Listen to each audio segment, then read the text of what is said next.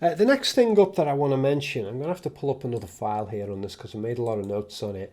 This is to do with a video game analysis that I've been wanting to do for a long time. Sort of a video review analysis on a game that is not very well known in terms of media coverage, but has had a lot of positive reviews by those who've played it. Let me pull up the file here. Okay, the video game is called Die Young, and funnily enough, we're getting into this parkour subject again. This is kind of like a Tomb Raider style leaping and jumping, climbing things video game that's set on a Mediterranean island. This video game came out about maybe 4 or 5 years ago, and I really enjoyed it, and I've played through it I think 3 times. It's not a perfect game in terms of gameplay. There's major issues with the combat system in the game, is very unsatisfactory, but the island setting of the game is very, very beautiful to look at. Very engaging environment. And the themes of the game I found very interesting, and I suspect the themes of the game is why the game has had very little in the way of reviews. And if I remember rightly, it's an Italian made game.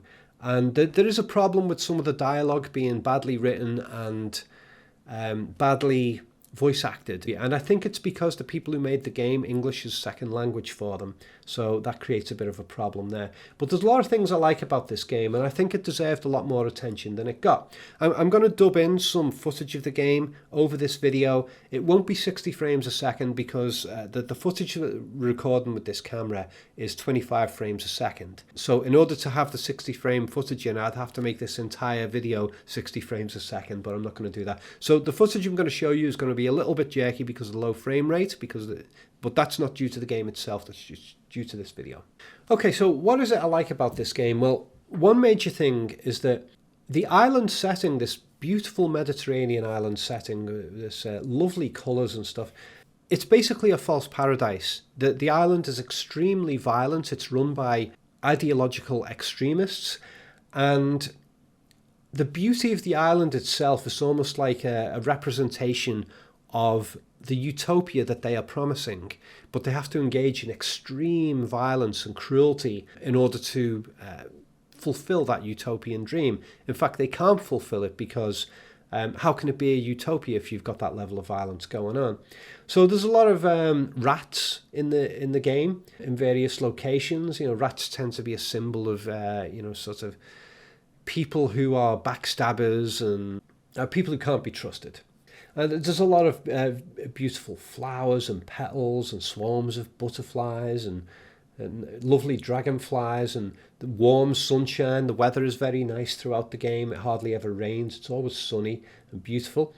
And yet within this gorgeous setting, you've got executioners running around trying to kill you. You've got drug addicts everywhere. The AI is pretty weak in places in this game as well, by the way. Personally, I think what's happened is the game just didn't have enough budget to see it through, to get the AI much better. Now, the word communism I don't think is ever mentioned in the game at all. The word socialism is mentioned from time to time.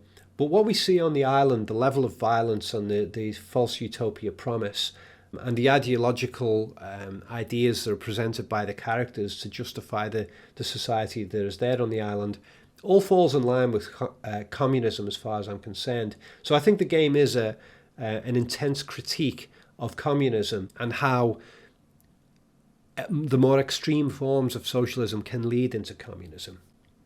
So there's also there's a lot of issues to do with torture in the game, as you get with any kind of totalitarian regime, whether it's left-wing or right-wing. You end up with people being tortured for what they believe in or tortured for information, because there's a hell of a lot of hate in both fascism and communism. Both of them are extremely hateful ideologies. So there's a lot of stuff about people in the game who are sort of brainwashed into thinking that they're living in an idyllic land, and they believe that everybody owns everything when they actually don't. It's the violent people who are running the show. They're the ones who own everything, but they just lie to everyone that we all own it collectively, which is typically the communist approach.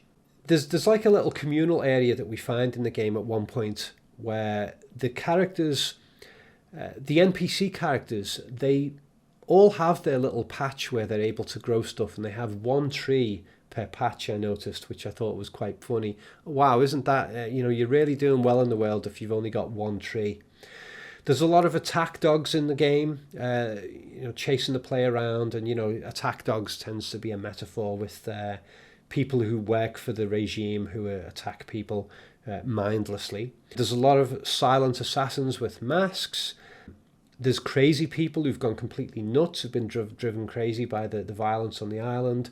There's goats and foxes all over the place that get slaughtered. There's people who've been murdered in their sleep. And by the way, the island setting, I mean, it's a fictional island, but it's, if I remember rightly in the game, the island is near Turkey. Now, I don't know if there's any kind of statement about the country of Turkey being made in the game. Maybe. There's alternate endings to the game, and one of them involves a sort of re-education prison camp. There's lots of cult-like dialogue, and there's lots of blind faith for the leader, which, a lot of people think of like fascist societies as having like a sort of totalitarian figurehead. Well, communism ones tend to have that too. There's no money in the game because, money isn't supposed to be a thing in communism, although it very certainly is in reality. And there's an old guy who you play as a girl in the game, and at one point you have to go to this old guy and you have to get some information from him or a map or something. And he basically wants to barter with you. He wants to trade and have sex with you in order to give you what he wants. So there might not be any money exchange, but there's still an attempt at exploitation. A lot of characters in the game wear bandanas across their faces, and it's actually stated by one character that this is to remind everybody that nobody is better than anyone else. So that's a bit like veils that women are made to wear in certain Middle Eastern countries. Oh, and by the way, this game came out before the pandemic, so it's nothing to do with that. And funnily enough, the kind of not so well written dialogue in the game that explains socialism, it's not a very good explanation of socialism, but for me it actually fits with a lot of the socialist dialogue that happens in real life. A lot of it is very poorly thought out. The language is all wrong and stuff like that. So I'm not sure the people who made the game intended for the dialogue to match it in that way, or whether they were just being bad writers, but I thought it was funny that it fits. Most of the people that you've come across in the game are extremely quiet, and the ones who you can talk to, they tend to they claim that they are content with the island setting. Funnily enough, there's no children scene anywhere in the game, and at one point I came across a kid's swing and slide, which was broken and rusted. This is in an area of the game called Apricot Valley. And the kids thing, that's not just a case of we couldn't be bothered putting kids in the game. The kids are all missing in the game. We see the kids' toys and drawings in certain sets, and some of the dark truths about the island are depicted through the kids' drawings. The kids have drawn instances of extreme violence that are going on, or the kids have drawn pictures of people being taken from their beds at night and things like that. So I thought the implication was that the kids have all been taken away to be raised in a private environment where they can be thoroughly brainwashed, and then as adults they're allowed to mix with the rest of the island. Because it's very hard. If you let kids live freely, it's very hard to indoctrinate them into an ideology. And a great big irony is that the game has made a huge commercial sacrifice in order to convey its anti-communist or anti-socialist message. Now, the fact that I'm covering this game, you might think, oh my God, he just hates socialism. I actually dislike all political ideologies because I find them all oversimplistic, and I find them inaccurate, and I find all of them give false promises, and I find none of them convey the kind of wisdom that is required to make good decisions in real life.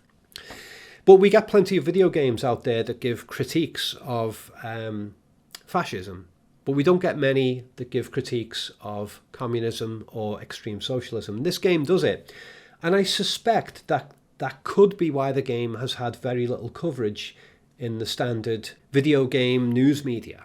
IGN hasn't covered it. I don't think GameSpot covered it. But I thought the game was good enough and has had high enough ratings to at least get some coverage. Even if they only gave it a 6 out of 10 rating, then still I think it's a game that should have been covered. Okay, so if you want to go and get that game, it's on Steam. I recommend it. I know some people really don't like the gameplay, but if you go and look at the ratings on there, a lot of people really love this game. And I wish that the makers of the game, I hope at some point that they get the budget together where they can complete this game, because it feels incomplete to me, where they can improve the combat system, maybe get some better dialogue and maybe even some proper cutscenes, because I don't think they had the budget to do proper cutscenes. I would like to see this game revamped and improved, or I would love to see a sequel game. So for the makers of the game, if you see this video, please make a Die Young Part 2. I really enjoyed the game, and I'm telling all my subscribers out there, if you're into video games, if you enjoyed the old Tomb Raider games, or if you're into stuff like Far Cry and things like that, where you've got beautiful island settings, but there's not really any guns in this game. If you're into that kind of stuff, go get a copy of this game. I've played it through 3 times and I really enjoyed it. Oh, and by the way, I must mention in terms of the gameplay, although, as I've said, the combat is very weak in the game, I really, really enjoyed the parkour element in the game. I thought that works incredibly well. And I really enjoyed the exploration element, because the island is really interesting to explore. And my favourite part of the game is early on, where the character has to make their way up this huge mountain as a sort of a personality test, a sort of a trial, a test of your will to see whether you're going to be indoctrinated into the ideology of the island. As part of that, you have to climb this huge rocky mountain structure. And I found that part of the game absolutely engaging, both in gameplay and in terms of the plot revelations that were going on as you climb this island to the top. Oh, and one other thing that's worth mentioning is that this game actually does ideologically balance itself out. It does offer critiques of capitalist, materialist culture as well. There are little moments where, the lead character, she ends up trying to resist the indoctrination of a communist regime on this island. But at the same time, there are little sort of cutscene things which are just done with still images and some dialogue.